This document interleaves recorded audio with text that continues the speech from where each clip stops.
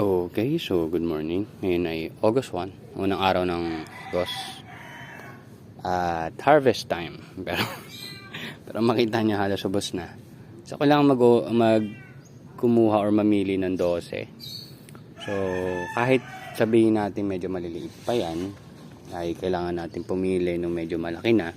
Kasi kailangan natin mag-display.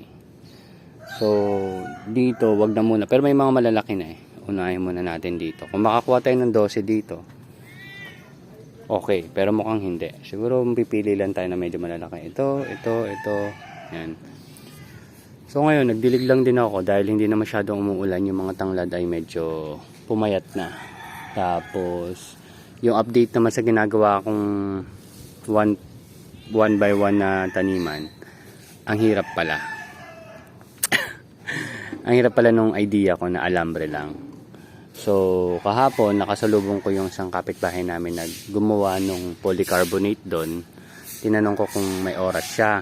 Kahit turuan niya lang ako mag-welding. Para yung ibang parts, ma-welding ko na. Tapos yung the rest, itong mga ganito is ikakabit na lang natin. Ayun. So, hopefully magka-oras siya para maayos din natin.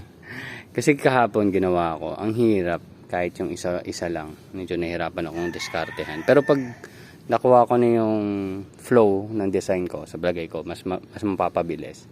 Pero kasi kailangan natin makagawa ng 3 para dun sa ililipat natin bukas. Kung hindi man bukas, sa susunod na araw. Ayun. So, harvest lang ako at alis na. So yan, malinis pa rin yun. So inisip ko nga na doon na lang kaya itanim kahit hindi pa ayos. Hindi ko alam. Hindi ko pa sure kung paano gagawin. Pero baka lagyan ko lang ng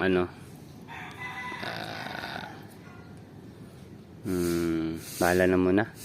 Tingnan ko kasi kailangan ko talaga mag-transfer na as soon as possible. Or pinaka-late na siguro yung linggo.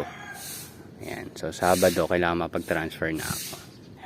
So, anyway, mamaya, magtatanim pa ulit tayo. Magsusowing na naman ako. At ang isasow natin ay, ilan ba?